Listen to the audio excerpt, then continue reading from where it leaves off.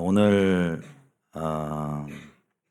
말씀은 우리 이제 요한계시록 학교를 내년에 시작을 합니다. 9월 달에는 기름부음 학교를 하고요. 그럼에도 불구하고 요한계시록 학교 내용들을 이제 간간히 여러분께 설교를 하고 또 해드릴 거예요. 그런데 주님께서 굉장히 마음속에 부담감을 주시면서 오늘 7교회에 관련된 이야기들을 이제 시작을 한 마음을 주셨어요. 제가 요한계시록뿐만 아니라 아가서를 이제 시작을 할 거예요. 아가서를. 그 전에 이제 요한계시록 학교 7교회를 해야 될 것 같은 마음이 오는데, 오늘 7교회에 대한 예수님께서 보내신 편지의 내용을 통해서 믿음을 점검하기 전에 좀 숲을 보면서 여러분들이 전체 구조를 큰 통전적인 시각에서 먼저 보면 더 하나님께서 우리에게 들려주고 하신 뜻들이 더 용이하게 들립니다. 그래서 좀 전체적으로 개괄적으로 좀 얘기를 해드려야 되겠다는 생각이 들었어요. 제가 칠판에 판서를 좀 했는데요. 1장부터 2장, 3장, 4장, 5장, 6장 네 부분으로 나눴습니다. 요한계시록 22장까지. 사람들이 이제 요한계시록 하면 요한계시록학교 신청을 해도 그렇지만 마지막 때 되어질 일들이 굉장히 관심이 많아요. 마지막 때 어떤 일이 일어나는가? 하나님의 타임라인은 지금 어디 때만큼 왔고 어떤 일들이 일어나는가? 그래서 보통 6장부터 이제 장차 되어질 일들이 장 전체 개괄적인 주제입니다. 그래서 장차 되어질 일들은 6장부터 시작을 합니다. 여기서부터 관심을 가져요. 그런데 항상 우리가 모세오경을 할 때도 신앙의 본질을 담고 있는 경험은 정적인 경험이라서 동적인 경험이라고 그랬어요. 정적인 경험인 레이기와 신명기를 온전히 이해한다 그랬죠. 그게 마리아 영성의 시작이라고 그랬어요. 계시록의 구조도 마찬가지예요. 구조를 통해서 하나님 자신의 뜻을 계시하거든요. 1장에 무슨 내용인지가 왜 중요하냐면 이 계시록이라는 것은 구조를 통해서 하나님의 뜻이 계시가 돼요. 자, 1장부터 5장 안에 하나님의 신앙의 본질이 들어있어요. 이 5장을 건너뛰어서 사람은 6장부터 이런 뭐랄까 현상 중심의 어떤 이걸 본능적인 경향성이라고 할까요? 현상을 따라가는 것이 우리의 어떻게 보면은 이게 죄된 경향일 수 있어요. 육신적인 경향성. 보이지 않는 것보다 보이는 것을 주목해. 그래서 장차 되어질 일들을 전하면 정보 수집 능력이라든가 마지막 때 되어질 정보에 대해서 잘 분석력만 갖춰도 그저 선회력만 있어도 깨어있다라고 생각을 합니다. 그런데 이것은 6장은 1장부터 5장까지가 제대로 되어 있지 않으면요. 이 신앙의 본질 가운데서도 가장 본질은 2장부터 3장 사이에 바로 뭐예요? 7교회 예수님께서 보내신 편지의 내용을 알아야 돼요. 왜 1장부터 5장까지 기록을 했고 6장부터 기록을 했는가? 이 구조를 이해를 못하면 하나님의 뜻을 놓쳐버려요. 자, 6장부터 해석을 해 나간 사람들은 극단에 빠지기가 쉬워요. 그러나 1장부터 5장까지 가장 중요한 이 서론을 굉장히 바른 시각으로 하나님의 뜻을 이해하면요. 여기에서도 어긋나지 않고 다른 새끼로 빠지지 않습니다. 정확한 종말론, 균형 잡힌 종말론을 알게 된다. 자, 그럼 무슨 내용인지 1장부터 5장까지는 바로 과거와 현재의 내용이 담겨 있고요. 6장부터는 바로 미래의 내용입니다. 우리는 여기는 좀 접겠습니다. 오늘 이 장면, 자, 1장은 여러분도 읽어봤겠지만 뭐에 대한 내용이냐면 예수님은 누구인가? 우리가 신앙의 본질은 예수님께서 지금 당신의 이제 심판주로 단순히 구세주가 아니라 어떻게 오시죠? 구세주가 아니라 심판주로 오세요. 그럼 예수님께서 심판주로 온다는 것은 사랑의 측면이기도 하지만 사랑의 측면보다는 어디 측면을 좀 부각시킬까요? 공의의 측면. 왜? 이 세상을 심판하러 오시잖아요. 그럼 심판주의 모습이 그 속성이 1장에 잘 기록이 되어 있어요. 우리가 마지막 때 심판주로 오실 예수님을 잘 이해를 하고 그렇게 예수님을 온전히 이해할 때 심판 때를 온전히 깨닫게 되는 거예요.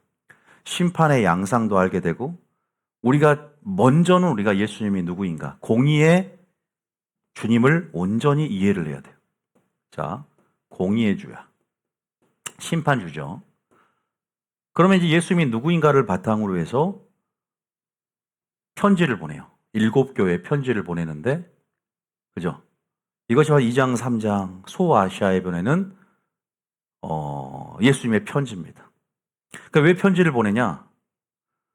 자, 그것도 이따 설명할게요. 어쨌든 2장, 3장과 1장 연결되어 있어요.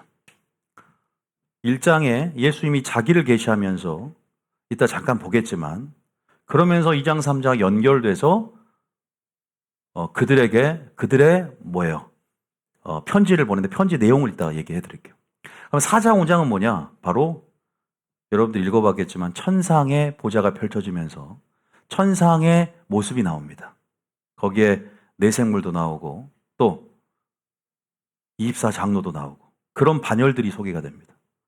자, 누가 24장로고 누가 내 성물이고 이게 중요한 게 아니라 가장 중요한 것은 보좌로부터 뭐가 임한다?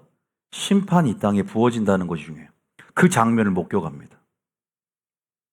아, 심판이 땅의 권자에서부터, 그죠? 땅의 권자에서 올라오는 무엇이 아니라 바로 하늘의 보좌로부터 출발하고 바로 지존하신 전능하신 하나님이 계신 보좌로부터 심판이 임하는구나. 성령도 임하는구나. 그러니까 그런 어떤 부분들을 왜 보여주냐 이 말이죠. 천상의 모습을 왜 갑자기 보여줬냐. 우리는 뭐가 궁금해요? 장차 되어질 일들이 더 궁금한데 이것을 왜 우리가 알아야 되는가? 신앙의 본질이거든요. 먼저 뭐 우리가 자세히 하는 거는 이제 계시록 학교 때 하기로 하고 여러분들이 신앙의 본질장이라는 걸 이해하셔야 돼요. 이렇게요 그냥. 신앙의 본질을 이해하셔야 돼요. 자, 그래서 제가 천상의 보좌를 적었고 심판은 어디에서 임하는가? 자, 이게 여러분들이 지금 제가 계속 마리아와 마르다의 영성 얘기하면서 아까 레이기와 신명기는 마리아의 영성, 마리아 영성을 무장했을 때 가나안 땅에 들어갈 수 있었고 광야 교회에서 멸망당하지 않을 수 있었을 텐데라고 얘기했었어요. 아쉬워했죠. 마찬가지예요. 1장부터 5장까지 온전히 예수님이 누구인가 천상의 보좌를 보내신 하나님의 의도를 깨닫는다면 여러분이 결국은 마리아 영성으로 이것 또한 어떠한 사람이 되어야 마땅하뇨라는 어떤 마지막 신앙의 어떤 여러분들이 추구해야 할 방향성, 신앙의 목표 제시의 연장선에서 여러분들이 준비될 수 있는 설교거든요. 1장부터 5장까지가. 2장, 3장을 보시면 알아요. 2장, 3장은 뭐냐? 바로 믿음을 점검하는 장애입니다. 믿음을 점검하는 장애. 왜 마지막 때 우리가 믿음을 점검해야 되는가? 바로 예수님이 누구인가를 깨닫고 예수님의 말씀의 기준 가운데, 공의의 기준 가운데 철저히 우리의 믿음을 점검해서 이기는 믿음이 돼야만이 총 들어간다는 걸 알려주고 있고 또 하나님께서 우리가 신앙생활을 항상 이기는 건 아니에요. 지고 있는 상황들이 교회마다 틀려요. 형편들이. 그런 상황 속에서 당신의 은혜를 보내세요. 은혜를 주시는데 그게 어떤 형태냐면 바로 책망의 형태로 은혜를 주십니다. 때로는 책망이 은혜임을 믿습니까?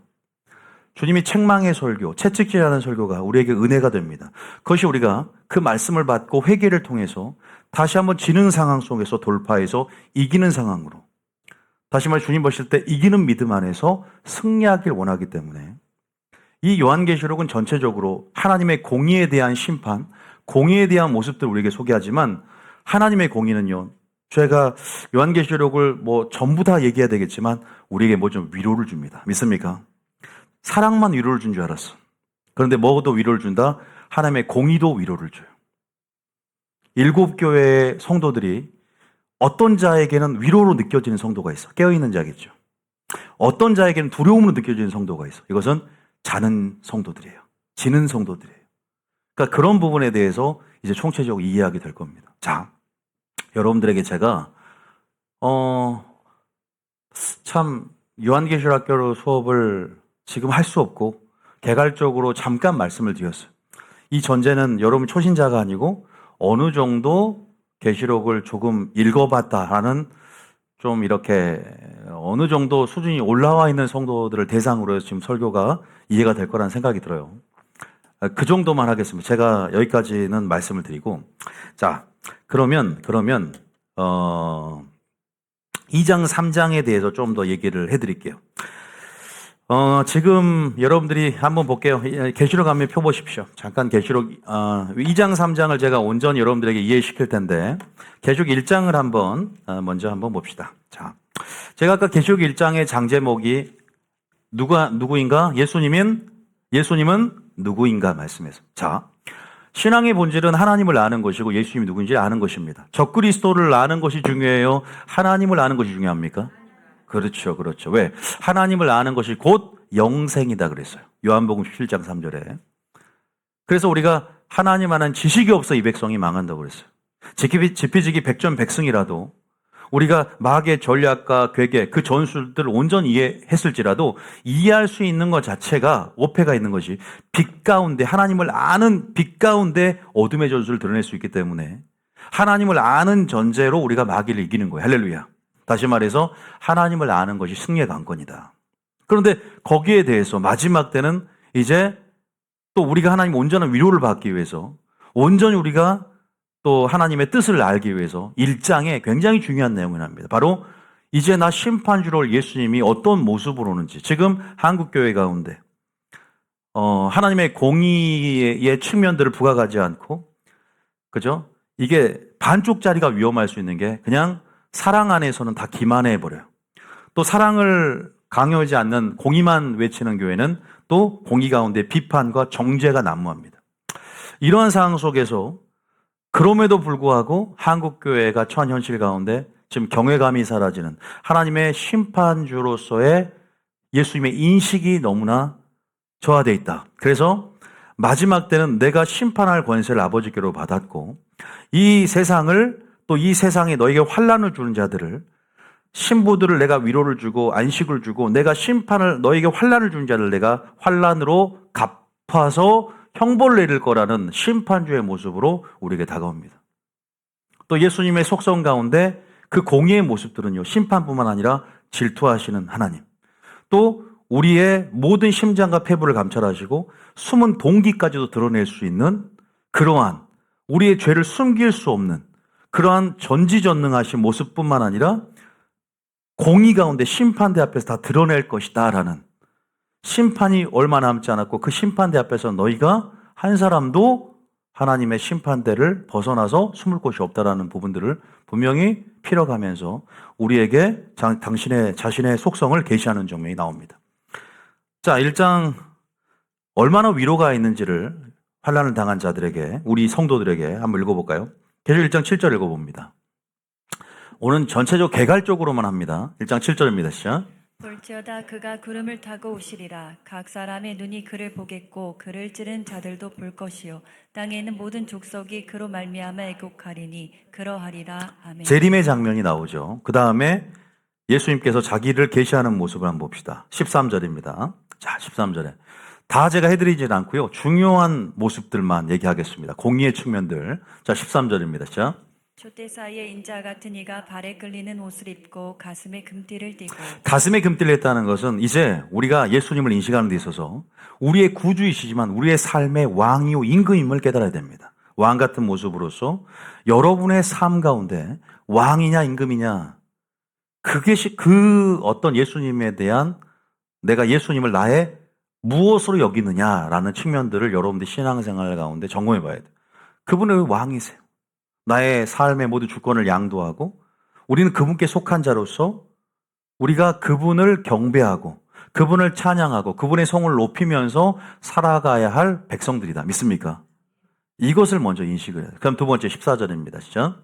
그의 머리와 털의 희기가 흰 양털 같고 눈 같으며 그의 눈은 불꽃 같고. 그의 모든 속성을 얘기하지만 그의 눈이 불꽃 같다는 것에 대해서 우리의 숨은 동기까지도 우리가 숨길 수 없다는 것이죠. 우리의 중심까지 꿰뚫어 보고 있는 그분의 속성을 얘기합니다. 다시 말해 심판 때는 바로 이러한 심판주 앞에서 피할 데가 없을 것입니다.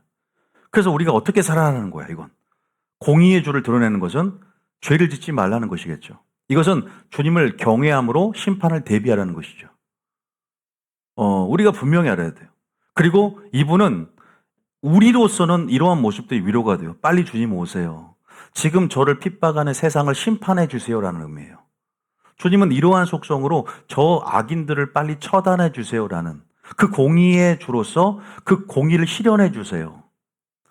그러나 그 공의 가운데 환난을 당하고 핍박을 견디면서 인내하는 저를 위로해 주시고 저를 데려가 주세요. 이게 공의가 위로가 되는 거 믿습니까?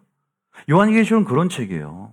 그 도미티안 황제의 치하 속에서 굴욕을 당하고 핍박을 당하는 그 그리스도인들이 처한 상황 속에서 그 도미티안 황제가 로마 황제가 가이사를 곧 주다 하나님이라고 그렇게 황제 숭배령을 내리고 있는 상황 속에서 일제의 신사 참배 같은 상황 속에서 수많은 그리스도인들이 그죠?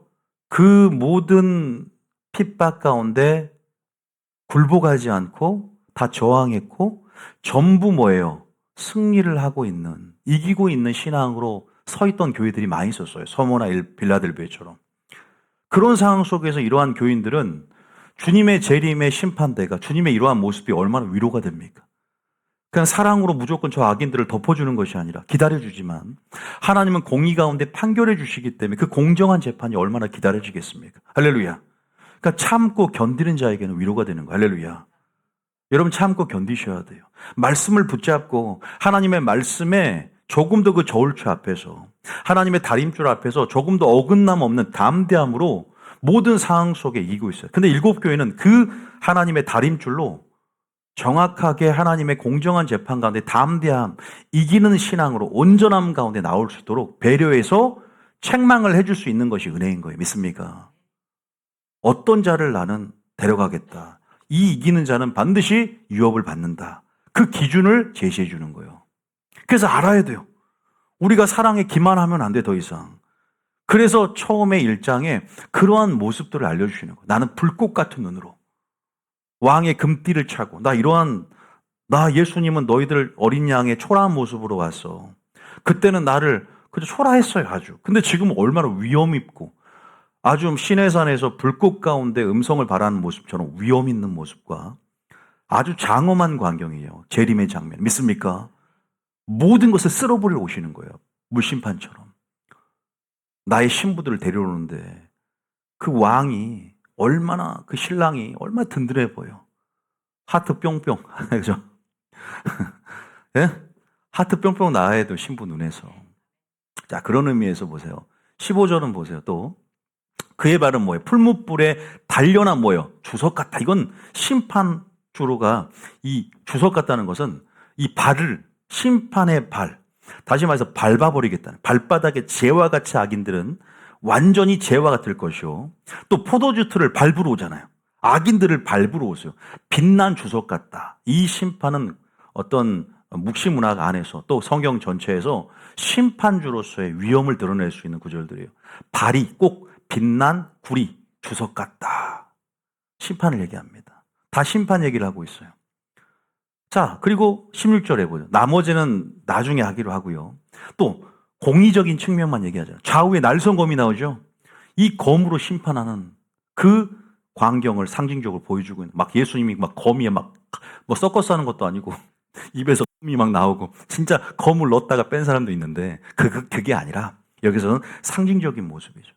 그만큼 하나님의 말씀 한마디가 검이 되고 심판의 기준이 되는 거. 할렐루야. 아마겟돈 전쟁은 물리적으로 막 포를 쏴대고 막 예수님께서 광선을 막 눈에서 나오고 그런 게 아니라 예수님의 등장 자체가 바로 예수님의 말씀 한마디 자체가 바로 빛이 있으라며 빛이 있었잖아요. 말씀 한마디로 이미 게임도 안 되는 양상이 펼쳐질 것입니다. 좀 드라마틱하게 또 인간들이 그렇게 처절하게 심판주와 싸우려는 그 장면들의 모습들을 표현한 것이지만 아예 그것은 창조주와 피조물의 싸움이 그게 게임이 됩니까? 레벨이 틀린데. 아마겟돈요. 여러분 다시 말해서 이러한 모습들을 누구에게 계시합니까? 7교회에게 똑같이 계시를 합니다. 7교회 교회마다 자신의 공의의 모습을 그들의 처한 현실에 맞게 내가 공의의 기준을 알려줄게. 이런 죄를 지으면 이러한 공의의 기준으로 심판을 받아. 책망을 해줘. 아직 기회를 주는 거예요. 그러면서 여러분의 성도들의, 교회들의 처한 현실과 작금의 상황, 영적인 실존재를 빛 가운데 드러내서 반드시 너희들이 지금 장차 일어난 일들에 대해서 대비하고 환난, 지금 처해 있는 모든 환난 가운데 이기는 믿음, 이기는 신앙이 돼야만이 하나님의 유업을 받을 수 있다. 구원론도 바뀌어요. 믿기만 하면 총 가는 게 아니야. 한봉구는 영원한 구원이다 같은 비성경적인 교리도 오늘 7교회 시리즈를 통해서 이 신앙의 본질을 통해서 어떠한 믿음을 가져야 마땅하뇨, 어떠한 사람이 되어야 마땅하뇨, 더 완전함으로, 더 완전한 이김과 승리로 우리를 이끄시는 주님의 인도하심들을 경험하게 될 줄 믿습니다. 그 2장과 3장을 알아야 돼요. 7교회는 그 당시 소아시아 7교회에게 주신 편지가 아니라는 거예요. 그 7교회는 샘플이에요. 그 7교회는 만대 모든 교회, 우주적인 모든 신약의 모든 교회, 지금 적그리스도 환난 가운데 처한 모든 상황 가운데 하나님께서 선포하신 성령이 교회들에게 주신 음성임을 그들에게만 주는 것이 아니라 점진적으로 하나님은 계시하고 드러내고 있다. 믿습니까? 7교회 읽어보셨잖아요. 적어도 저희 교인이라면, 또 이 설교를 듣는 분들이라면 초신자는 저 설교 안 들을걸요, 처음부터. 어느 정도 신앙생활 하신 분들, 제 사역 자체가 졸은 자들, 죽은 자들을 깨워서 살리고 옳은 대로 돌이키는 사역이라는 측면에서 우리가 슬로건을 가지고 또 이게 메인 사역이기 때문에, 초신자 사역도 있겠지만 메인이기 때문에 아마 다 알 거라 생각이 들어요. 7교회 시리즈 모르는 분들 어디 있어요? 자, 1장을 제가 했어요. 그다음에 예수님은 누구인가? 그 공의의 주로서 어떠한 모습을 가졌는지 하나님께서 우리에게 계시해 줬습니다. 물론 다 읽어야 되지만 그러면서 이러한 모습을 가지고 2장, 3장의 편지를 씁니다. 자, 4장, 5장은 하지 않습니다. 4장, 5장도 왜 중요하냐? 그 천상의 보좌를 펼쳤는데 심판이 바로 하나님께로부터 왔다는 것. 지금 어떠한 상황이야? 환난을 당하고 있는 상황이죠. 이것은 예표적으로 적그리스도의 환난까지도 우리가 생각해 볼 수 있는 연속성을 가지고 있어요. 지금 로마의 치하에 이중예언의 성격으로서 지금 우리가 도미티아는 황제의 황제 숭배령이라는 상황 속에서 주를 부인한 자는 내가 너를 부인할 것이요, 주를 시인한 자는 끝까지 나를 시인하는 자는 나도 너를 시인할 것이라는 상황이에요. 그죠? 마음에 믿어 의에 이르고 입으로 시인하여 구원 얻는다는 표현이 바로 로마 교회 그 로마서의 이러한 상황 속에서 너를 죽인다는 사람 앞에서 너는 하나님을 부인할 것이냐? 베드로는 3번 부인했습니다. 끝까지 주의 이름을 부르는 자는 구원을 얻고 끝까지 견디는 자는 구원을 얻는 것이야. 할렐루야. 모든 것이 환난이라는 상황 앞에서 알곡과 쭉정이를 나누는 것입니다. 사람들은 알곡과 쭉정이가 섞여 있을 때는 모릅니다. 그러나 환난을 통해서 연단되어지고 환난을 통해서 구분되어지는 것이에요. 그래서 마귀를 마지막 때 사용하시는 것이고 적그리스도에게 권세를 넘겨서 주님의 의도는요, 진짜를 얻기 위함이에요. 알곡이 누구냐? 끝까지 견디는 자고 인내하는 자. 그것이 진짜다라는 것이에요. 제 말을 믿으세요. 그래서 환난을 이길 수 있는 믿음, 환난을 견디는 믿음, 이것이 이기는 신앙이에요. 믿습니까? 어쨌든 여러분들이 이러한 하나님의 섭리를, 하나님의 경작 방식을, 하나님의 농사 방식을 온전히 이해를 해서 우리가 추수돼야 되고 우리가 알곡이 돼야 되는 것입니다. 마귀를 어떻게 하나님은 도기로 사용하시는지, 어떻게 우리를 연단하시는지, 어떻게 경작하시는지, 어떻게 추수하는지에 대해서 농부이신 하나님께서 어떻게 이른 비 늦은 비를 보내시는지, 이 모든 농사 관련 영적 지식들을 깨달으면서 우리가 마지막 때를 온전히 이 은유 속에서, 이 은유의 메타포 속에서 온전히 준비하고 이해를 해야만이 생존자가 되고 살아남는 것이에요. 여러분들이 어쨌든 그러한 상황 속에서 4장, 5장도 보좌로부터 심판이 임하는 장면을 봅니다. 얼마나 위로가 되겠어요.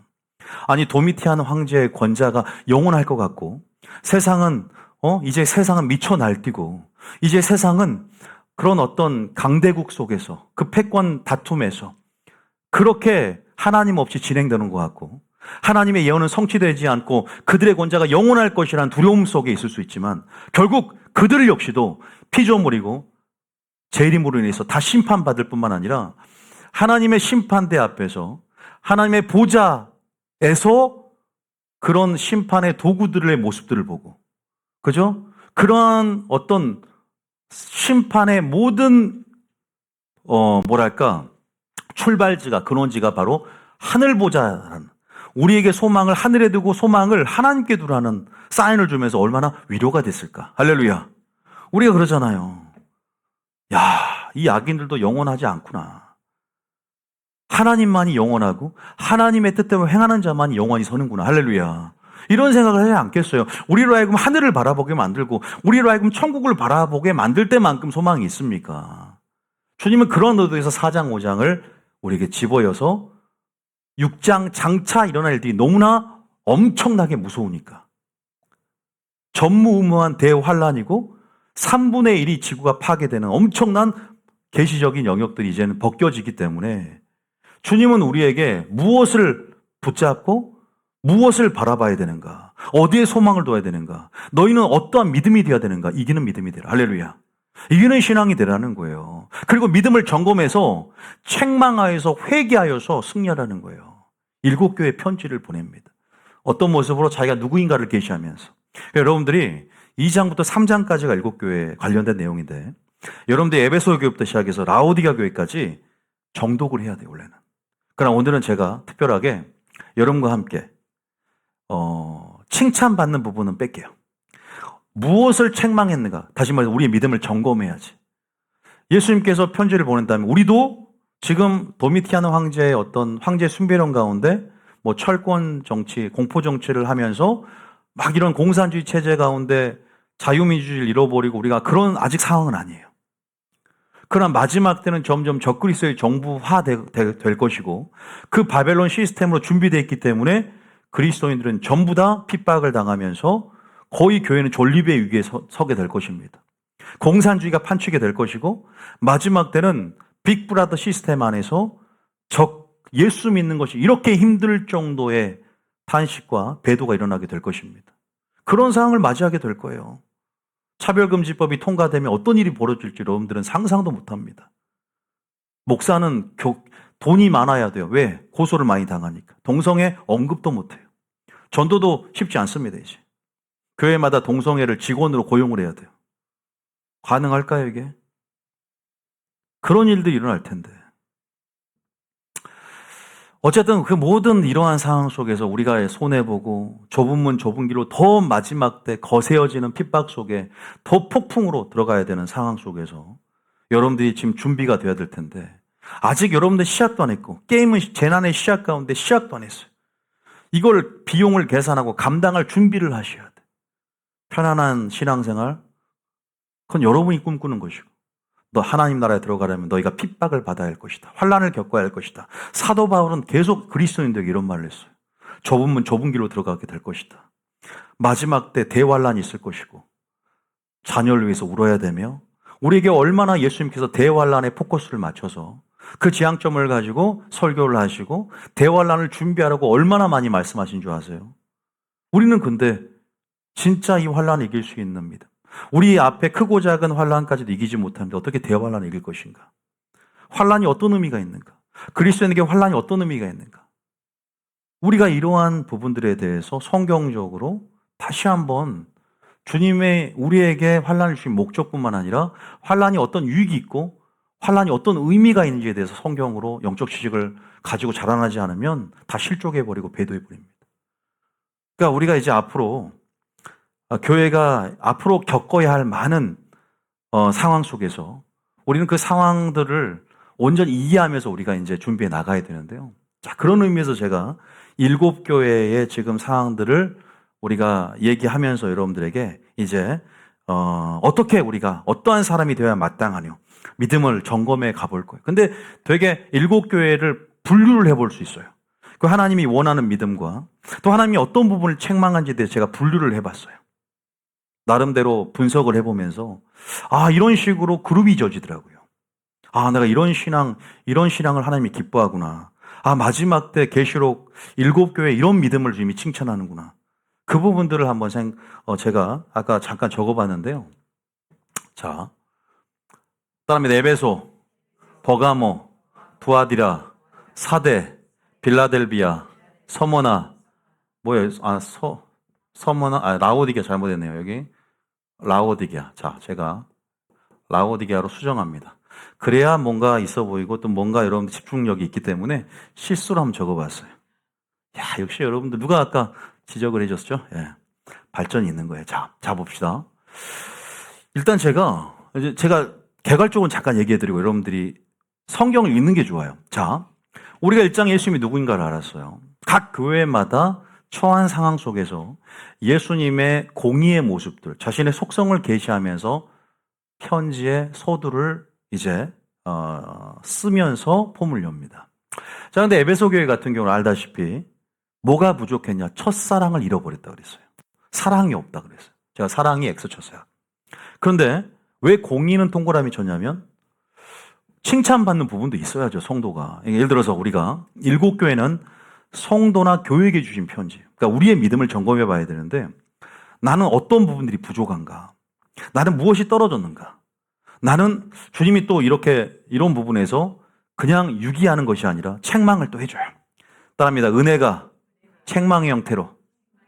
은혜가 책망의 형태로 오는 것이에요. 그것은 때로는 목사님을 통해서 책망 설교를 하는 것이죠. 근데 그것이 은혜로 여겨지는 분들은 은혜로서 채찍이 되어서 다시 한번 회개할 수 있는 기회를 얻습니다. 돌이켜보고. 그런데 무지한 사람은 책망을 들을 때 화를 내요. 성경에 나온 얘기입니다. 너희가 어리석은 자에게 책망하지 말라. 그가 너를 죽일 수 있다. 화를 낼 수 있다는 거예요. 무지하기 때문에 그 말을 소화하면서 수용할 만한 수용력이 떨어지는 거예요. 그러나 지혜로운 사람들은 그 책망을 달게 받고 발전의 기회로 삼죠. 다시 한 방향성을 제고하면서 주님이 원하는 뜻이 무엇인가를 다시 한번 고찰해 보면서 다시 한번 올바른 신앙의 모습을 만들어가는 것이죠. 에베소 교회 같은 경우는 또 읽어보면 알겠지만 얼마나 진리를 사수한지 몰라요. 악한 자를 용납하지 않고 자칭 사더라되 거짓된 걸 드러냈어. 정말 저는 에베소 교회를 볼 때마다 우리 교회 같은 모습이 있어요. 에베소 교회는 정말로 영분별이 탁월했고 말씀, 진리를 사수했어요. 초창기에. 그리고 인내도 있었고 수고도 있었어요. 그러면서 두 가지의 설이 있어요. 점점 가다가 원래 그러잖아요. 아까 제가 공의가 뛰어난 사람들은 비판의식이 강해. 그리고 사랑이 점점 식어지면서 정죄의식이 있어. 개인주의 성향으로 바뀌어. 그리고 첫사랑을 잃어버리는 거예요. 점점 진행할 수도 있고 또 이것이 분리되어서 사랑 없이 표면적으로 드러날 수 있어요. 그러나 진리가 사랑을 낳는 거예요. 올바른 진리를 가지면 행함을 통해서 사랑이 나아지거든. 그러면 행함이 사라지니까 그럴 수 있어. 그러니까 본인이 사역자로서만 막 사역자가 키워지지만 예배자로서 사역자들이 살지 않으면 행함이 없어지기 때문에 복음에 참여하지 않기 때문에 본인의 열매가 사라진다고. 반드시 진리는 행함을 통해서만 사랑의 열매를 얻어요. 믿습니까? 여러 가지 측면으로 생각해 볼 수 있어요. 여러분 에베소 교회 설교하는 유튜브 영상 한번 봐보세요. 제대로 된 설교가 많이 없어요. 왜냐하면 구원론의 프레임이 잘못되어 있고 처음부터 선입견으로 한 번 구원은 영원한 구원이다라는 전제를 깔고 설교하기 때문에 설교가 오류투성이가 많아요. 여러분들이 진짜 첫사랑을 잃어버린 것이 처음에 읽었던 그 구원의 감정과 감격이 사라졌다? 아주 엉터리 해석이에요. 물론 그것도 일리가 없진 않지만 첫사랑을 잃어버렸다 이것은요. 연쇄적으로 수많은 상실을 얘기하고 이것은 이것이 발생한 원인들, 이 첫사랑 잃어버림을 통해서 우리 가운데 이렇게 나타나는 신앙의 열매들이나 모습들을 보면 처참할 정도예요. 그러니까 이것들에 대한 원인을 굉장히 여러 가지 규명할 수 있어요. 제가 에베소 교회만 따로 설교한 적이 있었고 또 여러분들 계속 설교를 듣게 될 것입니다. 그러나 중요한 원리는 뭐냐면 사랑과 공의는 함께 가야 돼요. 할렐루야. 사랑과 공의는요 원래 항상 어느 한쪽 측면만 있어도 안 되는 거예요. 항상 균형이 있어야 돼요. 사랑은 공의가 존재하고 이 공의는 사랑이 존재를 해야 되는 거예요. 가장 위험한 괴물이 극단적인 성향인 것이고 한쪽 측면만 부각되는 거예요. 오늘 한국교회는요 솔직히 말하면 사랑의 측면이 너무나 커요. 근데 그것도 진짜 사랑은 아니에요. 인본주의 사랑, 세상 세속적인 사랑. 여러분 너무 하나님의 아가페가 물이 타서 희석되고 흐려져 버렸고 너무나 많은 오류들이 들어가서 사람의 계명으로 교훈하여 삼아 가르치니 하나님을 헛되이 경배해버리는. 그래서 우리가 그 하나님의 사랑을 잃어버렸어요. 그 하나님의 사랑을 잃어버렸어요. 그런데 에베소 교회 같은 경우는 진리는 사주에서, 올바른 진리를 사주해서 진리의 잣대로 이단의 사설을 전부 배격하면서 진리를 지키고 있던 상황이야.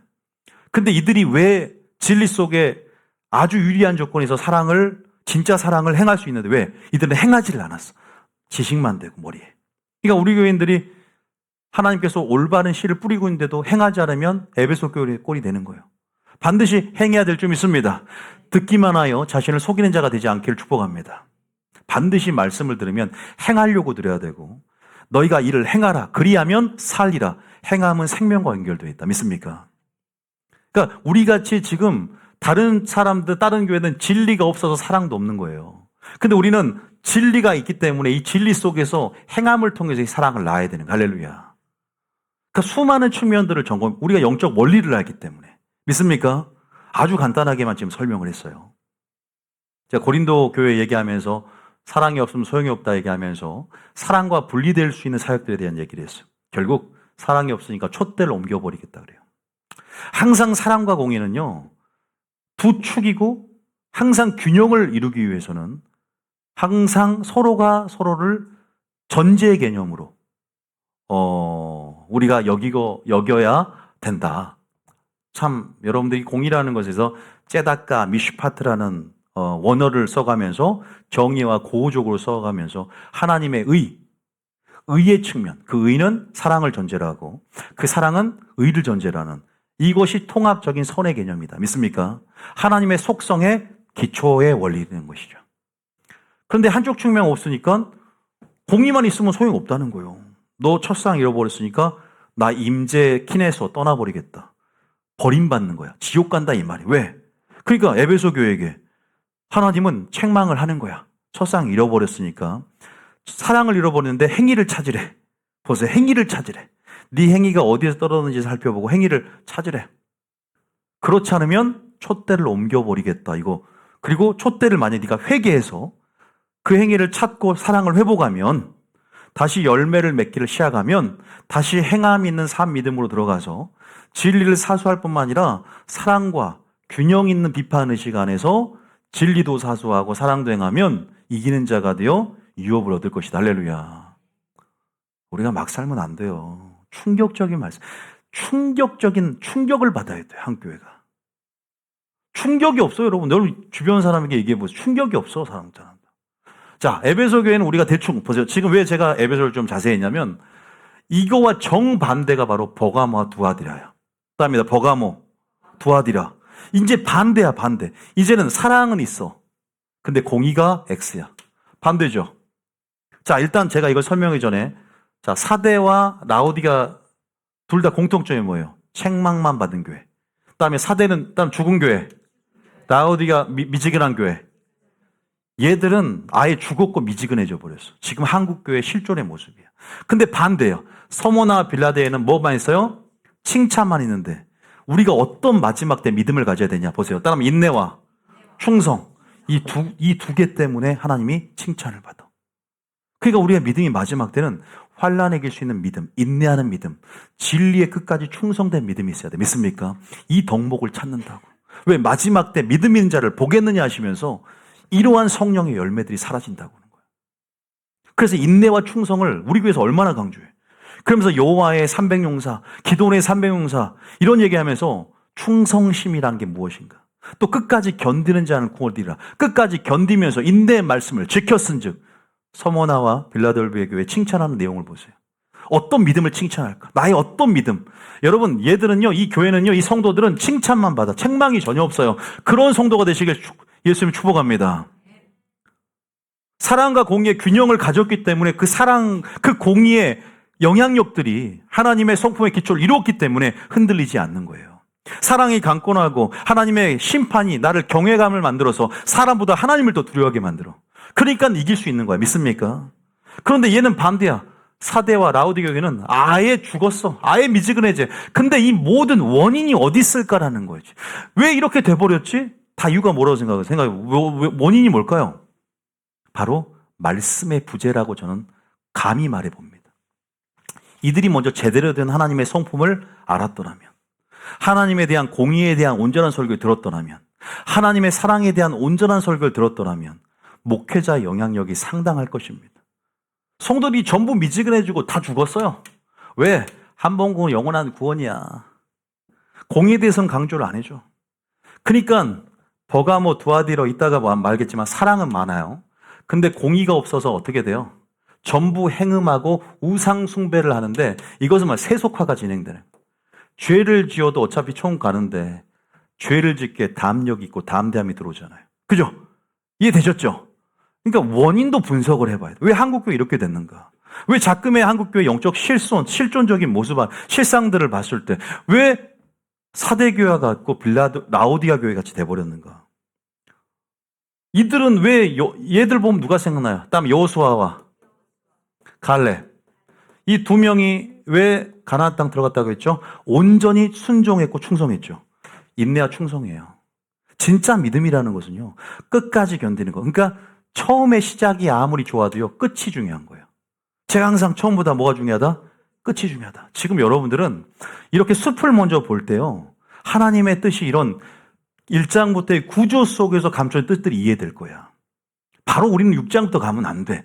장차 될 삼성전이 언제 지어지고, 뭐 붉은 암송아지가 뭐 있다, 막 삼성전 뭐 헌금이라도, 이게 진짜인 줄 알고 막 여기 막 클릭하고 이런 교회 찾아가서 그러다 보니까 피난처로 뭐 돈 전부 다 막, 이혼하고 막 도망가고 막 어디 그런 일들이 벌어지는 거예요. 자, 제가 말로 표현을 못 하겠네요. 너무 어처구니고 황당해서. 자, 어쨌든 여러분들이 그런 부분에서 지금 버가모 두아디로 봐보세요. 이들은요, 뭔 칭찬을 받냐면 사랑이 많았다. 처음 열매보다 나중 열매가 많아졌대. 그러니까 에베소가 반대잖아. 어우, 사랑 많아졌는데 뭐가 문제지? 근데 버가모 두아디라가 에베소와 정반대인데 뭘 용납해요? 니골라당의 교훈. 우리가 이번에 바자를 했는데 골랐죠, 많이? 니골라당의 교훈. 그죠? 발람의 교훈. 같은 말이야. 이세벨의 영. 이것은 영지주의에 뿌리를 두고 어떤 영지주의가 뭐예요? 한 번 구원은 영원한 구원이다의 맥락을 갖잖아요.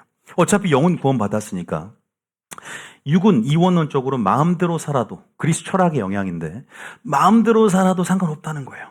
그래서 극단적인 형태로, 극단적인 금욕이라든가 극단적인 쾌락의 형태로 나타났습니다. 초대교회부터 만연되었던 그 이단의 뿌리들이 점점 변형되어서 니골라당, 그 7집사 중에 마지막 니골라 집사의 당을 지어서, 그죠? 꼭 마지막, 가룟 유다도 마지막 제자고, 7집사 중에 니골라도 마지막 집사인데, 꼭 마지막 막내 제자들이 문제를 일으켜. 당을 지어서, 그죠? 그래서 그 골자가 뭐예요? 같은 말이야. 발람의 교훈이나 니골라당의 교훈이나 같아. 근데 그걸 용납한 거야. 이세벨의 영을 용납했다. 우리가 무슨 말일까? 왜 이런 담력이 생길까? 목회자가 그렇게 안 가르치니까 성도들이 영적 무지 가운데 그 영을 흡수해버리는 거예요. 어차피 구원 받았는데 마음대로 살아도 뭐 이 정도 말씀 좀 잘못 듣는다고. 근데 그 적은 누룩의 영향력, 그 적은 교리의 영향력, 그 씨앗 하나의 영향력이 내 삶 가운데 독버섯처럼 퍼져나가서 나의 사상이 되고 그 프레임에 갇히면 헤어나올 수 없게 되는 거예요. 담대함이 생겨, 악에 대해서. 죄를 짓는데 하나님의 관점이 생기지 않아. 왜? 잠자는 영이 들어가 버리거든. 그래서 이들은 행음하고 우상 숭배하는 데 있어서 환난 가운데잖아, 지금. 타협을 해버려. 왜? 살아남으려고. 왜? 그 당시 길드라는 상인조합에서 내가 이교도의 그런 제사의식을, 제사 음식을, 또 여러 가지 그러한 이교도의 창기와 함께 그런 제사의식을 행하지 않으면 그들과 함께 동화되지 못하기 때문에 세상의 동화에 흡수돼 버리는 것이. 우리 세상의 제사장 나라로서 하나님 나라를 우리가 동화시켜야 할 제사장 나라로서의 임무가 아니라 그 가교육화를 저버리고 세상의 영향력에 끌려다니면서 세속화돼 버리는 거예요. 왜? 목회자한테 그렇게 안 배우니까 그런 거예요. 하나님의 말씀 안에서 진리를 사수하고 하나님의 공의가 뭔지 심판대를 모르니까 그냥 기만해 버리는 것이죠. 믿습니까? 그런 분명한 작금의 현실이 오늘날 한국교회 모습 아닌가요? 현주소, 세계교회 현주소예요. 그러니까 이 구원론이라는 게 너무나 무서운 거야. 저는 그래서 여러분 신앙의 목표를 어떻게 신앙의 목표를 갖느냐. 어떠한 사람이 되어야 마땅하냐라는 이 투두, 투비. 근데 투두에 너무 관심이 있어. 무엇을 해야만 하는가? 일 중심, 사역 중심. 이것이 문제가 아니라 신앙의 본질은 투비, 어떠한 존재가 되어야 되는가. 그 신앙의 본질을 담고 있는 7교회 시리즈를 통해서 하나님의 책망을 가운데 회개하여서 이기는 믿음이 되는 것이 무엇인가. 각각 얘가 이기려면 어떻게 해야 돼? 사랑을 회복해야겠죠. 이 교회가 이기려면 어떻게 해야 돼? 공의, 다시 말해서 모든 악을 배격을 해야 돼. 하나님의 관점으로 죄를 보면서 이제는 너무 지나친 사랑으로 덮어주는 수용력이 아니라 마치 가늠한 여인까지도 교회에서, 고린도 교회에서 허물을 고하지 않고 덮어줘서 그 적은 누룩으로 다른 사람들까지 죄를 짓는데 담대함을 줘. 사도 바울이 열받아서 너희가 그것은 겸손이 아니라 교만이요. 왜 죄를 통한 여기지 않았느냐? 왜 그들을 너희 중에 내쫓지 않았느냐 그러잖아요. 너희들이 적은 누룩이 온동에 퍼지는 것을 알지 못하느냐? 분명히 이렇게 책망했다고. 그러면 여기서 이기는 믿음이라는 것은 공의를 회복하는 거예요. 그리고 세속화된 어떤 상황 속에서 하나님은 두 마음을 품지 않고 다시 온전한 교훈 속으로 들어오는 것이죠. 여기서 사대교회도 마찬가지. 왜 죽었어? 왜 미지근해져? 전부 말씀의 부재. 임재 부재가 문제가 아니야. 말씀이 부재하니까 임재가 없는 거야. 할렐루야. 사랑이 단순히 없어서가 아니라 말씀이 없기 때문에, 하나님의 심장이 없기 때문에, 예수님의 심장이 없기 때문에 결국 모든 것이 뭐냐면 진리를 듣고 뭐 해야 되냐면 진리를 행해야 됩니다. 할렐루야. 진리가 있어야 돼요. 그리고 진리를 행함이 있어야 돼요. 그런 부분에서 그 필요 충분 조건을 만족하기 위해서 그 구원에 따르는 필요 충분 조건이라고 그럴까요? 여러분, 그래서 그 조건을 찾기 위해서 교회를 찾아다닌단 말이에요. 그냥 믿기만 하면 그런 명제가 거짓 명제가 되는 거예요. 오직 믿음으로 총갑니다. 그 믿음을 과연 하나님의 시각으로 봤을 때 이 교회들이 전부 다 자기는 믿음으로 총간다고 생각할 수 있어요. 그런데 이들은 환난 속에서도 충성했어. 환난 속에서도 인내했어. 그러니까 끝까지 성령의 열매 맺잖아요. 끝까지 믿음을 지키지 않습니까? 끝까지 공의의 말씀을 붙잡고 사람보다 하나님을 두려워하잖아요. 질투하신 하나님을 이해하기 때문에 죄를 짓지 않잖아요. 끝까지 사랑을 알았기 때문에 사랑으로 강권되어져서 그 사랑의 열매를 맺어갑니다. 믿습니까? 진리를 사수함으로. 또 형제를 비판하는 것이 아니라 넘어서서 형제를 긍휼히 볼 수 있는 눈으로 끝까지 그 중심을 보시는 하나님의 심판대 앞에 이들은 칭찬만을 얻습니다. 주님 불꽃 같은 눈으로 꿰뚫어보고 좌우의 날성검으로 너희들이 회개하지 않으면 심판할 것이라고 자신의 속성을 이미 드러내면서 나는 이러한 예수님이고 난 그렇게 심판해. 난 좌우의 날성검으로 너희들을 심판할 거야. 나는 불꽃 같으로 너희 심장과 폐부를 감찰하며 내가 너희들 숨은 곳 하나 없이 숨은 동기까지도 어두운 데서 끌어낼 거야. 할렐루야. 너희 혀가 직고하고 자백하게 될 것이다. 너희들은 숨을 수 없을 것이고 그날에 빛이 어둠이 없을 것인데 다 드러낼 거라는 거예요. 하나님께서 심판대 앞에서. 지금 우리는요 심판을 준비해야 될 줄 믿습니다. 하나님이 누군지 알아야 돼요. 예수님을 아는 것에 사활을 걸 정도로 중요한 거예요. 너희는 나를 누구라 하느냐 물어보잖아요. 그럼 대답할 수 있어요? 다 영적 무지에서 당신은 엘리야 중에 한 사람입니다. 제자들이 무지에서 베드로 빼고는 전부 어떻게 대답할 겁니까? 예수님은 누구십니까? 너희는 나를 누구라 하느냐고 관심이 있다고 예수님께서는. 믿습니까? 너희는 나를 누구라 하느냐. 그게 문제가 아니라 개인적이고 직접적인 친밀함 속에서 너는 나를 누구라 하느냐가 문제인 거예요. 이론이 아니라 지식이 아니라 하나님과의 개인적이고 직접적인 야다의 관계 속에서 영생의 그 언약 관계 안에서 우리는 하나님을 얼마나 친밀함 안에서 인격적으로 알고 있는가. 단지 지식이 아니라 그러려면 행함이 필요해요. 순종을 통해서 깊은 친밀함 속에 순종을 통해 들어갔을 때 그분의 영광을 계시하시고 얼굴과 얼굴을 대면하면서 진리 속에 대면하면서 당신의 영광을 보여주심으로 그 영광이 우리 속에 비치고 그분의 형상이 이루어지고 우린 점점 그분과 동화됩니다. 할렐루야. 그분의 매력에 빠져나갈 수 없게 되는 거예요. 이런 부분들이 보세요.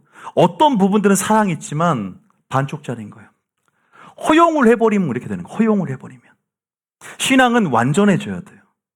아무리 내가 선주로 생각한 자는 왜 넘어질 수 있냐? 어떤 틈을 제시하니까 그래. 그래서 저희는 여러분들이 만족 안 했으면 좋겠어. 이 정도 됐다? 여러분들 분명히 허점이 있고 약점이 있고 연약함이 있고 틈이 있다고.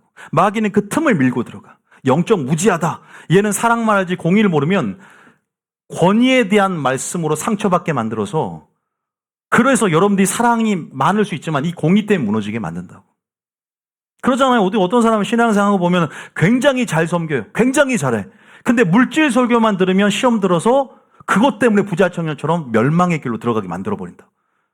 왜? 물질 설교는 도저히 못 듣겠다. 순종 못 하겠다. 다른 거 설교해 주라. 그렇게 된다니까요. 부자청년꼴 나는 거예요. 그게 영적 전쟁이고 마귀의 작전인 줄 모르고 본인의 상처로만 반응해. 아우, 물질 설교 왜 또 하지? 성도들 1순위가 물질 설교 시험 드는 거 아세요? 언약 받을 때 가장 먼저 시험 드는 것은 금송아지 사건 때문이었어요. 그만큼 언약 받는 도중에 성도들이 불순종한 것은 금송아지예요. 물질이에요. 배금주의 사상 가운데 그들이 하나님과 함께 두 마음을 품은 거예요. 우리가 이런 것들을 볼 때 사랑과 공의의 균형을 갖는 것, 하나님을 아는 온전히 지고 자라가는 것, 서로가 공의만 있어, 사랑만 있어, 여긴 아예 죽었고 미지근해져, 전부 전멸이야. 아예 기만하는 이 모든 총체적인 문제의 근본적인 이유가 무엇인가? 그러나 반드시 주님이 책망합니다. 해결책도 제시해주면서 권면합니다. 그들로 다 회개하라, 회개하라, 회개하라, 회개하라.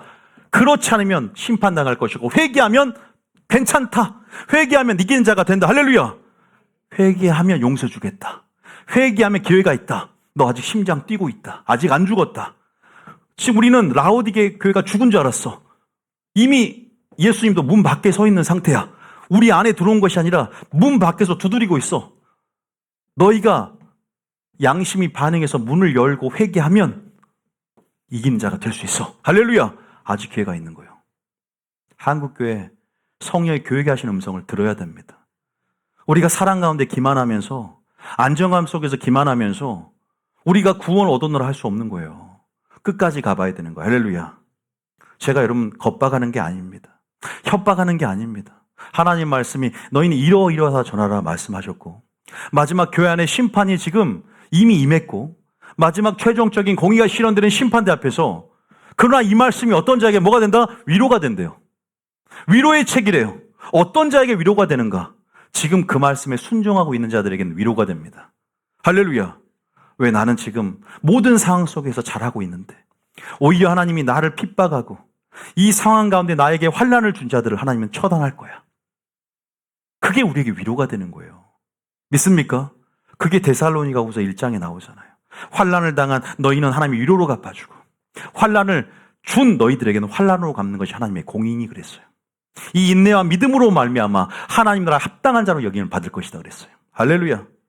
이런 것들에 대해서 우리는 말씀이 나를 주장하고, 말씀 안에서 위로를 얻고, 이런 어떤 주님이 우리에게 주시는 음성, 계시록의 말씀이 마지막 때 열어짐을 통해서, 이 공의의 책이 열어짐을 통해서 여러분 모두가 위로를 받는 축복의 역사 있기를 예수님 축복합니다. 이제는 설교를 다 했어요. 오늘은 개괄적인 부분을 얘기했고, 이제는 자세하게 하나하나 편지를 분석해 봐야 돼. 그러나 제가 오늘 볼 것은, 그래도 이 내용을 모르니까 2장부터 3장까지 어떤 부분을 책망했는지 읽어보고 잠깐, 그러면서 하나님께서 우리에게 무엇을 요구하는지 다 회개하라, 회개하라, 회개하라. 책망이 뭐다? 은혜가 됨을 깨달아야 된다. 채찍 설교, 찌르는 말이 위로가 된다. 할렐루야. 위로뿐만 아니라 그 책망이 은혜가 된다. 왜? 나를 회개할 기회를 주시니까. 그 성령이 교육해 주시는 그 음성을 아직 심령이 굳어있지 않다면, 양심이 화인맞지 않았다면 지금 깨트려지고, 따릅니다. 어찌할꼬 우는지라 찢는지라. 이러한 요시아의 종교개혁, 에스라의 종교개혁, 이 모든 그러한 백성들의 말씀 앞에서의 반응과 같은 동일한 반응이 우리 심령 가운데 일어나야 될 줄 믿습니다.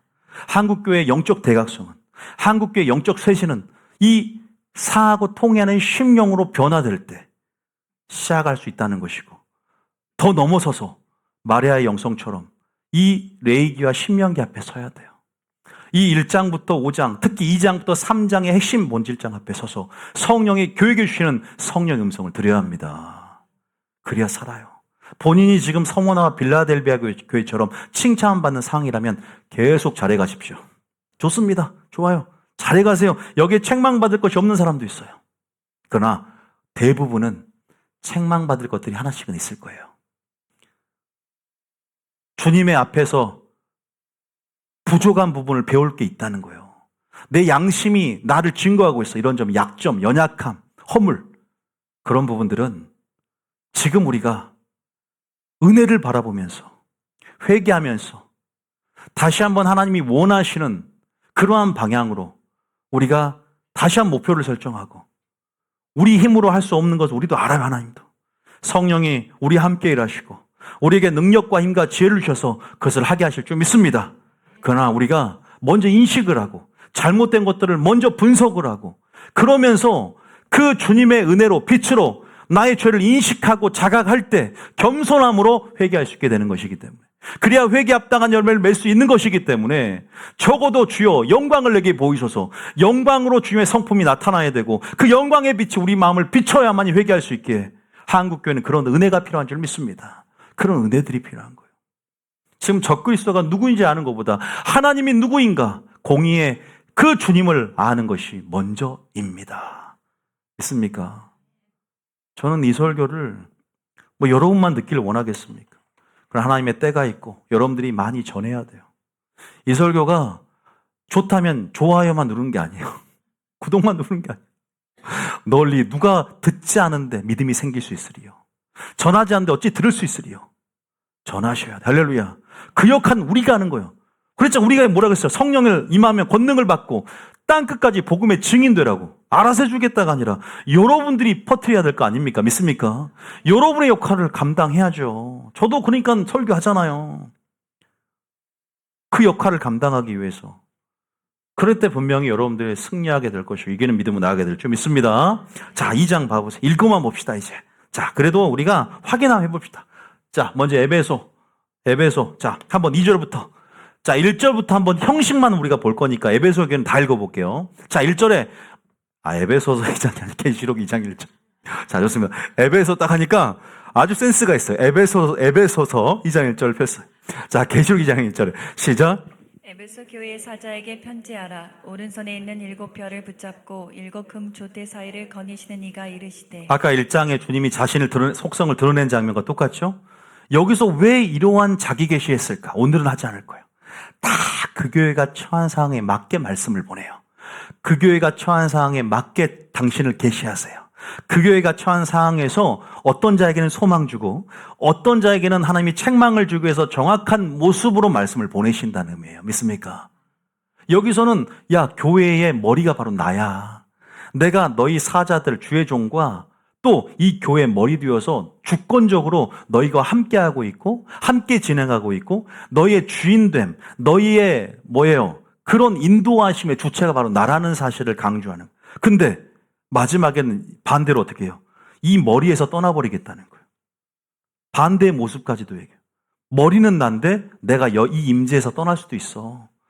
너희들 초대사회에 교회사에 다니다가 내가 떠나버릴 수 있다는 것들을 아주 극명하게 대조하면서 오히려 더 부각시키는 연출 효과할 수 있어요. 자, 어쨌든 2절 칭찬되는 장면 읽어볼까? 2절에 시작.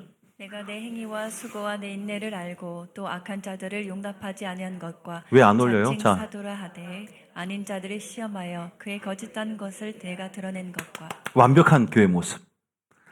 그러니까 에베소 교회에 대한 제가 설교를 하면 한두 시간 걸릴 텐데 제가 다 거두절미하고 핵심만 딱 여러분들이 에베소 교회 지정학적인 위치 또 그들이 모든 상업과 모든 교통의 요충지로서 얼마나 교통 요충지가 된다는 것은 충분히 이단 문물이 들을 수 있고 많은 교류가 있기 때문에 항상 취약해요. 이교도의 문물에 문화의 영향력에 동화될 수도 있지만 항상 진리를 사수하는 그들의 어떤 그 믿음이겠죠, 그게. 그래서 칭찬을 합니다. 잘했다. 인내, 행위, 수고 모든 걸 칭찬해요. 다 리트머스 시험지처럼 확실하게 진리의 시금석을 가지고 확실하게 드러내요. 얼마나 근데 비판의식과 정죄의식이 컸을까? 사랑이 식어버렸대. 자, 3절입니다. 시작. 또 내가 참고 내 이름을 위하여 견디고 게으르지 아니한 것을 아노라. 좋은 모습이야. 근데도 지옥 갈 수 있다는 게 참 아이러니하잖아요. 이런 신앙의 모습을 가졌고 이렇게 완벽하게 신앙생활하면 끝날 것 같은데 사랑 좀 잃어버렸다고 지옥 가나? 아니요. 충분히 지옥 가고도 남아. 왜? 가장 중요한 건 사랑이야. 사랑 없이도 가능해 이건. 저도 여기서 두렵고 떨림이 있는 거예요. 이건 에베소 교회가 내 목회자야 되겠다는 가장 큰 결단을 하게 된 동기부여되는 설교가 바로 에베소 교회 설교였어요. 계시록 설교 중에. 뭐지 이게? 나 이러면 분명히 천국 갈 줄 알았는데. 그러나 너를 책망할 것인다니 너의 처음 사랑을 버렸대. 이해가 되는 거야. 사랑과 분리될 수 있구나. 사랑이 없으면 소용이 없느니라. 사랑이 온전하게 매는 띠다. 사랑이 믿음을 드러내는 열매다. 열매, 예배자, 사역형, 열매형, 인간, 관계형. 이렇게 구분이 되기 시작하면서 하나님 계시를 열더라고요. 진짜가 뭐지? 어떠한 사람이 되어야 마땅하뇨라는 신앙의 목표를 왜 수립해야 되는가? 우리가 정립해 가야 되는가? 확실한 동기부여되는 설교였어요. 자, 5절 봐요. 5절에 시작. 그러므로 어디서 떨어졌는지를 생각하고 회개하여. 회개죠. 회개 나오죠. 그리고 사랑을 회복을 하는데 행위를 가지래. 행함이 죽으니까 보세요. 행함이 죽으면 믿음이 죽는 거예요. 믿습니까? 지식이 되면 안 되는 거예요. 우리 교인들 잘 들어야 돼요. 지식이 되면 안 돼요. 예수님이 씨를 뿌려도 4가지 밭이 될 수 있다니까. 좋은 씨를 뿌려도. 그것을 살아내고 인내함에 결실해야 좋은 밭이 되는 거예요. 할렐루야.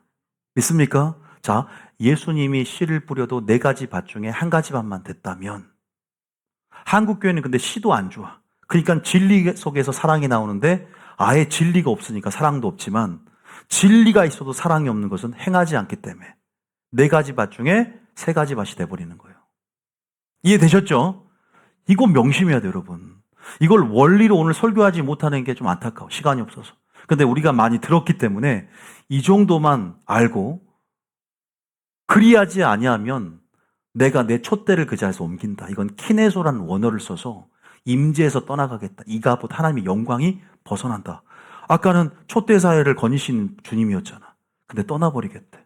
극명하게 나는 임재의 촛으로 옮겨버리겠다는 거. 마치 에스겔서 10장처럼 영광이 떠나버리잖아요. 4바퀴 달린 생물의 보좌를 그죠? 함께 다니는 수행원들, 보좌, 내생물과 바퀴가 다른 데로 가버리잖아요. 그러면서 칭찬 하나 더 해요. 뭘 미워해? 얘들은 니골라당의 교훈을 사모했는데 얘들은 니골라당의 행위를 미워해. 니골라당이 뭐예요? 다음에 한 번 구원은 영원한 구원이다. 구원 파식 바로 교리가 바로 니골라당이에요. 영지주의. 이걸 미워하는데 나도 미워하는데 이거예요. 박수. 보세요. 칭찬할 것이 있고 책망받을 것이 있어. 그래서 여러분들이 우리가 한 봉으로 영원한 구원이다를 미워해도요. 지옥 갈 수 있다는 거예요. 꼭 사랑의 열매를 맺길 예수님이 축복합니다. 주님의 심장을 길 예수님이 축복합니다. 있을 게 있어야 돼. 본질이 있어야 돼. 바리새인에 없었던 사랑, 공의, 정의, 믿음, 긍휼 5가지는 꼭 있어야 돼. 가인에게 없었던 선, 의, 진리, 사랑 4개는 꼭 있어야 돼. 하나님 안에 거함을 통해서 속한 자의 열매를 반드시 맺어야만이 떠나지 않는 너희는 생존했고 나에게 붙어있는 자 바로 들림받는 생존의 비결이다. 믿습니까? 저는 분명히 말씀드렸어요. 제가 좀 말을 빨리 하긴 했는데요. 충분히 이해할 수 있을 것 같아서 얘기한 거예요. 자, 물론 우리가 부족하면 부족한 걸 깨닫기 있기 때문에 오늘 당장의 열매 맺을 수 없어요. 신앙의 열매라는 건 점진적으로 가는 것이기 때문에. 오늘 깨달았다면 적어도 뭐 상처 때문에 반응이 바로 안 될 수 있지만 신앙의 목표로 딱 수립하시고 저 신앙의 목표로 딱 설정해 놓은 그 목표를 향해서 정진해 가시길 예수님이 축복합니다. 좀 느리게 가더라도 은혜가 여러분을 도울 것입니다. 그러면 돼요. 두려워할 필요도 없어요. 적어도 이 교회에 와서 깨닫게 하신 것이 은혜인 줄 믿습니다. 저도 이걸 깨닫고 정신을 차리고 개혁을 외치고 나가는 것이잖아요. 만약에 저에게 동의할 수 없다 그러면 어쩔 수 없는 것이고 나는 타협해서 이렇게 강하게 말고 사랑 얘기 많이 해줄 목사님 찾아서 갈래. 그런 자들의 어떤 신앙의 저희와 그 사람의 신앙에 본질이 있는가를 살펴보세요. 듣고 싶은 복음만 듣고 싶어서 갈 수 있어요. 책만 설교 싫다. 나는 막 찌르는 채찍 같은 거 싫다. 부산 사투리가 나오네요. 마 하면서. 갑자기 나오네요. 여러분 너무 표정이 안 좋아서 한번 해봤어요. 표정이 너무 심각해져서. 여러분들은 이런 설교 들어도 위로입니까? 위로가 될 줄 믿습니다. 책망이 책망 같지 않은 것은 늘 담대함 가운데 있기 때문에 오히려 더 공의가 위로가 되고 책망이 더욱더 더 격려가 되고 권면이 되어서 더 잘해보자라는 어떤 그러한 마음도 일어날 줄 믿습니다. 그래야 돼요. 자, 제가 잠깐 읽었어요. 그러면서 회개하면 보세요. 귀는 자는 성령 교회들에게 하시는 말씀을 듣는데 이렇게 막 생명나 열매를 주게 돼. 회개해서 다시 이기는 자로 회복된 자들은. 할렐루야. 이게 계시록의 핵심이에요. 야, 구원의 길을 아는 것. 어렵지도 않아요. 또 쉽지도 않아요. 그러니까 신앙생활이 뭐냐 그러면 어렵지만도 않지만 쉽지만도 않다. 저는 이렇게 답할 수 있어요. 쉽냐 어렵냐 이렇게 나눌 수 있는 게 아니야. 어렵지만도 않고 쉽지만도 않은 그 경계의 무엇. 그런 것 같아요. 어쩔 때는 쉬운 것 같은데 또 어렵기도 하고 또 어려운 것 같은데 쉽기도 하고. 근데 항상 은혜가 함께하면 쉽다. 할렐루야. 그렇게 마음 먹고 또 왜? 우리가 하는 것이 아니라 우리가 하지만 결단하고 성령이 또 어려우면서도 쉽게 만들어주시고 또 우리가 하면 어려워지다가 또 그러한 부분에서 우리가 항상 100% 성령을 의지하지 않는 연약성을 가지고 있기 때문에 그러나 절대적인 주님을 바라보는 자에게는 항상 쉽다라는 고백이 나오는 여러분 되시길 예수님을 축복합니다. 항상 쉽다 그래야 돼. 이기는 믿음. 쉽다. 고백부터 보세요. 틀려. 떡잎을 봤습니다. 아름다운 열매를 맺을 그 나무를 봤어요. 쉽다 하니까 이미 마음속에서도 동의하고 쉽다. 왜냐하면 이 설교 들으면 항상 어려울 것 같거든. 왜 이렇게 복잡해? 기준도 복잡하고 대충 믿었으면 좋겠는데 성경 말씀 복잡한 거 안 들을래. 괜히 들으면 심판대 앞에서 마음만 심란하지. 그럼 편해요. 안 들으면 편하지. 그래서 조는 분도 있어요. 안 들어버릴래. 그냥 너무 복잡해. 저렇게 어떻게 살아? 나중에 후회해요. 들어놔야 돼요. 그래서 정확한 신앙의 방향을 알아야지 우리가 마귀의 미혹에 걸려들지 않고 마귀의 괴계의 농간에 우리가 우리가 새길로 가지 않게 될 줄 믿습니다. 자, 어쨌든 이렇게 읽었어요. 반대야, 보가모트는. 그것만 읽어봅시다. 자, 나머지 읽지 말고 서머나 교회는 칭찬인데 8절 봐보세요. 서머나 교회는요, 보세요. 예수님께서 처음이며 마지막이요. 죽었다가 살아나시니. 보세요. 주님이 순교 가운데 충성하고 그러니까 나도 죽었다가 살아났다. 죽은 거 그것만 보지 말고 다시 살아나서 부활할 걸 부활의 상급을 기대하면서 승리라고 격려해 주잖아요. 예수님이 그 교회 처한 현실에 맞게 자기를 계시해줘. 할렐루야. 그래서 우리가 주일 설교를 기대해야 돼. 우리가 수요 설교를 기대해. 할렐루야. 오늘 어떤 말씀으로 나 위로를 줄까? 어떤 상태에서 나에게 책망을 줄까? 할렐루야. 그러니까 목사님이 어떻게 내 상황을 알고 설교를 했나? 어떻게 누가 내 일을 고자질했나? 이런 때가 많아. 왜? 하나님이 알게 하신다. 할렐루야. 믿습니까? 신기하죠? 누가 얘기한 거 아니에요. 저에게 오신 분들은 다 응답받고 가요. 정말 신기해. 그리고 목사님 제가 우연히 왔는데 오늘 꼭 필요한 설교를 하나님이 주셨어요. 성령 인도하신 거예요. 믿습니까? 내가 부족한 부분에서 하나님이 오늘도 책망을 통해서 은혜를 주기를 원하는 거야. 왜? 마귀에게서 보호해 주기를 원해. 마귀가 널 지금 참수하고 있고 너를 지금 너의 약점 밀고 들어가려고 하니까 빨리 말씀을 보내서 너를 보호하고 싶어서. 믿습니까? 우리의 행복을 위해서 명령과 규례와 율례와 법도를 지키려 하지 않았느냐 그랬어요. 우리의 행복을 위해서 일하시는 그분의 선하심을 끝까지 찬양하시길 예수님이 축복합니다. 그런 거 아닙니까? 그러니까 이렇게 얘기하면서 다 하진 않을게요. 그래서 네가 지금 폴리갑의 순교와 함께 10절에 너희가 환난을 받을 텐데 죽도록 뭐하라? 충성하래. 지금 환난을 받고 있는데도 또 더 심한 환난이 있을 거래. 그러니까 주님이 확인 사살하는 것이 아니라 이렇게 환난 이길 수 있는 믿음은 더 큰 공력을 통해서 마지막 대환을 충분히 이길 수 있고 네가 끝까지 충성해야 된다는 걸 얘기하는 거예요. 이길 수 있으니까 끝까지 충성해서 생명의 관을 목표로 삼아라. 믿습니까? 승리할 것이다. 우리가 표대를 어디에 맞춰야 돼요? 하늘에 맞춰야 됩니다. 그러면서 이기는 자는 둘째 사망의 해를 받지 않을 것이다. 부활체가 되면 둘째 사망의 해를 받지 않고 바로 새하늘과 새 땅으로 직행. 할렐루야. 곧 때가 다가왔습니다. 그래서 이제 버가모 교회, 서머나 교회는 칭찬만 받은 교회. 그 다음에 버가모 교회 아까 여기 나오죠. 버가모 교회 뭐야? 자, 봐보세요. 자, 12절에. 좌우의 날성검 나오죠. 하나님의 심판대 앞에서. 이 심판의 검으로 하나님께서는 그들을 심판하시는데, 보세요. 14절에 보면은 두어 가지 책망할 게 있대. 다 좋아. 충성도 했고 순교도 했어. 이 교회는 순교까지 했어. 사랑도 많아. 근데 14절에 발람의 교훈이 나와. 그 다음에 이들이 우상과 행음을 하게 만들고, 15절에 니골라당의 교훈을 지켜요. 보세요. 발람의 교훈, 니골라의 교훈 다 뭔지 아세요? 한 번 구원은 영원한 구원이다. 영지주의 이단의 뿌리를 맞춰서 마음대로 살아가도 된다. 성도들에게 목사가 믿기만 총값니다 하면 마음대로 살아갈 수 있도록 뭔가 올무를 마련하는 거예요. 마귀는 덫을 딱 놓고 그런 목회자를 하수인 삼아서 교회가 전부 잠자는 영으로 기만하며 살아가게 만들면 세속화가 금방 일어날 거 아닙니까? 그냥 세상의 영향으로 동화될 거 아니에요. 하나님의 나라입니까, 교회가? 아니면 세상 나라입니까? 정체성을 분명히 하고 하나님께서 말씀하신 원색적인 초대교회 복음, 사도 바울이 전했던, 예수님이 전했던 그리스도의 말씀과 경건에 관한 교훈의 터로서 우리 기초를 마련해야 되는데, 교회가 전부 진리의 기둥이 무너지고 세상의 누룩들이 잔뜩 들어와서 성도들이 전부 다 결국은 형태가 죽은 교회, 미지근한 교회. 죽은 교회는 행함이 사라졌으니까 미지근한 교회는 이 정도면 됐다. 완전히 기만해버리는 거예요. 제가 대충 하고 있어요, 지금. 교회마다 분석도 하지 않았어요. 지금 그러한 형태가 지금 공의가 무너졌어, 지금. 사랑은 있어. 사랑은 있다고 해. 이 사랑이 뭐냐면 다 덮어버려요, 지금. 잘못된 사랑. 사랑이 변질돼 버린다. 공의가 무너지면. 그러니까 하나님의 사랑보다 높아져서 이세벨을 한 명 정도 품어줘야지. 너희가 이세벨을 용납했구나. 그 한 사람을 품어주는 게 좋을 때도 좋지만 말씀으로 권면하고 책망하고 죄를 경계하게 만들어줘야 돼요.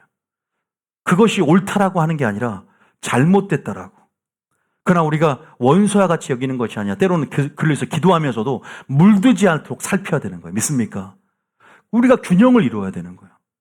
원수를 사랑하라고 했지만 원수를 사랑하고 해서 그 모든 죄를 용납하고 포용하라는 게 아니에요. 우리가 여기에 대한 접근 방식에 있어서도 이것을 바라보는 시각에 있어서도 굉장히 균형 감각을 가져야 돼요. 안 그러면 금방 여러분 죄에 대해서 그 영향력에 노출돼 버리는 거예요. 무서운 일들이 일어납니다. 그런 부분에서 자 봐보세요. 18절에 두아디라 봐보세요. 두아디라 보면은 아까 여기 말하지만 사랑이 많다 나와요. 보세요. 자 19절에 보면은 나중 행위가 처음 것보다 많도다 나오잖아. 좋은 얘기야. 처음 행위를 가지라고 했고 이게 나중 행위가 많다. 사랑이 많아진 거야. 그런데 20절에 읽어보세요. 읽어주세요. 이거 읽어줘야 돼. 자 우리가 사랑이 너무 많아서 일어난 일입니다. 자 시작. 그러나 내게 책망할 일이 있노라. 자칭 선지자라는 여자 이세벨을 내가 용납함이니 그가 내 종들을 가르쳐 꿰어 행음하게 하고 우상의 재물을 먹게 하는도다. 목회자가 그 한 사람의 말을 용납해버리고 성도가 그 한 사람의 말을 용납해버려. 적은 누룩, 적은 작은 여우를 포도원하면 작은 여우를 잡아야 되는데 그 미꾸라지가 분탕질을 해서 완전히 흐려지게 만드는데 제가 너무나 안타까워서 지금 호소를 깊게 지금 좀 그죠? 언성이 커졌는데 그럴 수밖에 없어요 지금. 아주 위기 상황이야. 믿음의 돌을 무너뜨리기 위해서 가만히 교회에 들어온 사람이 몇이 있습니다. 유다서에 이런 표현이 있습니다. 성도들이 알아차려야 돼. 영적으로 레이더를 세우고 감지를 해야 돼. 영분별의 시각으로 이 비판 의식도 있어야 되지만 사랑도 있어야 되고 사랑도 있어야 되지만 분명한 시금석이 있어야 돼. 우리 성도들은 영분별이 탁월해요. 내가 봤을 때는. 말씀을 계속 들어와서 진리와 거짓을 분별하고 이 사람의 영을 보면서 열매냐 말, 행동, 생각을 통해서 분석력이 탁월해요. 그런데 거기서 사랑도 있어야 되지만 분명히 죄를 경계하면서 또 공의도 발휘돼야 돼요. 저 같은 경우는 또 상호 영향력, 교회 전체에 미치는 영향력까지 생각하다 보니까 머리가 아플 때가 많아요. 그냥 이 사람도 영적으로는 사랑하죠. 그런데 그것만 생각하는 것이 아니라 그걸 생각하는 동시에 교회 전체에 미치는 영향력도 생각해야 된단 말이에요. 하나만 생각할 수 있는 게 아니에요. 왜? 주님이 사랑은 많지만 공의를 무너뜨리면 책망받는단 말이에요. 그래서 이것이 어떤 부분, 그것이 지혜가 필요한 거예요. 그것이 지혜가 필요하더라고요. 진짜 지혜가 필요해요, 그건. 뱀처럼 그래서 지혜로워야 돼. 뱀처럼 빠질 땐 빠지고 적극적으로 나갈 땐 적극적으로 나가는 게 필요하다 이 말이에요. 뱀처럼 지혜로워야 된다. 무조건 자신의 의로 막 그냥 달라드는 게 아니에요. 뱀처럼 빠질 때는 예수님처럼 피해야 된다는. 그리고 적극적으로 나갈 때는 목숨도 아끼지 않고 나갈 때가 있는 것이고. 쉽지 않죠. 성령 인도하심을 따라가야 되니까. 늘 귀를 기울이고. 여기 보세요. 이세벨을 용납을 안 했으면 되는데 그 한 사람 때문에 성도 전부가 행음하게 만들고 우상의 제물을 먹고 우리가 어떤 교리를 받아들여. 이세벨과 같은 어떤 교리를 받아들여서 괜히 그 교리 때문에 한 번 구원 영원한 구원이라는 교리 때문에 그래 이 정도 죄면 괜찮지. 세속화가 진행이 돼. 죄를 짓는데 담력이 있어. 어차피 구원 받았는데. 우리를 더럽게 만드는 것이 무엇입니까? 어떤 씨앗은 우리를 더럽게 만든다. 세상에 나가지 않았는데 신부들이 어떠한 적은 씨앗 그 하나로 인해서 그 영향력들이 나의 삶을 주관할 수 있다는 것이에요. 우리는 경계할 수 있어야 돼. 주님이 회개할 기회를 줍니다. 그러나 회개하지 않습니다. 그래서 주님이 심판대 앞에 처해질 것이라는 얘기를 합니다. 그러나 회개하면 이기는 자가 될 것이다. 할렐루야. 이런 얘기를 계속해요. 여러분 사대교회 빌라델비아는 말하지 않아도 합니다. 미지근한 자 토하에 내칠 것이요 사대교회는 너희가 살아있는 자 이름은 가졌으나 죽은 자라다. 왜요? 너희가 행함이 없으면 죽은 믿음이다 그랬잖아요.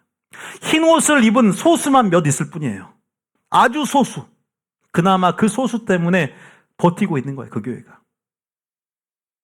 여러분 우리가 주님이 이런 말을 합니다. 네가 온전해지고자 할진대 온전함으로 우리를 이끌고 있어요. 마귀도 호시탐탐 여러분들을 노립니다. 주님이 우리에게 말씀을 주는 것은 빛을 비춰주는 것은 우리를 보호하기 위함이요 우리에게 행복을 주기 위함이다. 믿습니까? 여러분 제가 하는 말이 과하지 않습니다. 저는 오늘 7교회를 총체적으로 개괄적으로 전체적인 숲을 보면서 좀 분류를 해봤어요. 이 에베소 교회와 버가모 두아디라 분류를 했고 사데와 라우디게아를 분류를 했고 서모나와 빌라델비아를 세 그룹으로 분류해봤습니다. 그러나 우리가 사랑과 공의라는 균형 있는 영적 지식으로 자라가야 되고 완전 무장해야 된다. 믿습니까? 그리고 우리가 마지막 때 믿음이 어떤 모습인지에 대해서 여호수아와 갈렙과 같은 인내와 충성이라는 믿음을 우리는 발휘해야 된다. 믿습니까? 환난이 이길 수 있는 믿음으로. 그리고 마지막 이렇게 공의와 사랑이 무너지면 또 말씀의 부재가 곧 죽은 교회와 미지근한 교회를 만든다. 행함이 죽고 그 다음에 우리가 기만하며 살면 미지근해진다. 안정감에서 기만하는 것이 아니라 두렵고 떨림으로 구원을 이루어가야 될 줄 믿습니다. 오늘 제 설교를 계속 흐름을 타고 들어오신 분이라면 제가 좀 속도가 빠르긴 했지만 여러분들이 총체적으로 마지막 때 어떠한 이기는 신앙으로 환난에 이길 수 있는 믿음으로 준비해야 될지에 대해서 장차 될 일을 준비하기 위해서 신앙의 본질이 무엇인지를 여러분들이 분명히 흡수했을 줄 믿습니다. 하나님께서 우리에게 책망하는 것은 때로는 사랑하기 때문에 책망한다고 하셨어요. 사랑하기 때문에 이 바르게 함과 책망함과 의로 교육하기에 유익한 이 성경 말씀을 알게 하시고 이 교훈을 주심으로 교훈 안에 거하기를 원하십니다. 하나님 우리 교훈하는 것은 너희로 죄를 범하지 않기 위함이요 하나님을 경외하는 마음을 품어서 하나님의 임재로 초청하시는 하나님의 사랑인 줄 깨닫기를 예수님 축복합니다. 여러분 느끼는 대로 오늘 그래 나의 신앙의 목표를 제대로 확립하고 제대로 설정하고 그래 내가 믿음에 있는가 내 자신을 시험하고 확증하면서 내가 부족한 부분이 무엇인가 떨어진 부분이 무엇인가 약점이 무엇인가 마귀가 노리고 있는 영역이 어떤 데를 알고 은혜를 바라보면서 그 부분들을 주님 앞에 기도로 호소하시고 말씀을 살아내고 순종의 보심을 통해서 그 영역을 강화시키길 예수님이 축복합니다. 절대 실족하면 안 됩니다. 절대 여러분 상처로 반응해서도 안 됩니다. 우리가 내가 원하는 말씀만 취해서도 안 돼. 온전한 그분의 사랑과 공의가 내 속에서 완전한 전신갑주를 이루고 그것이 그 믿음의 옷이 흰 세마포시 될 줄 믿습니다. 믿습니까? 승리하십시오. 찬양 틀어주세요.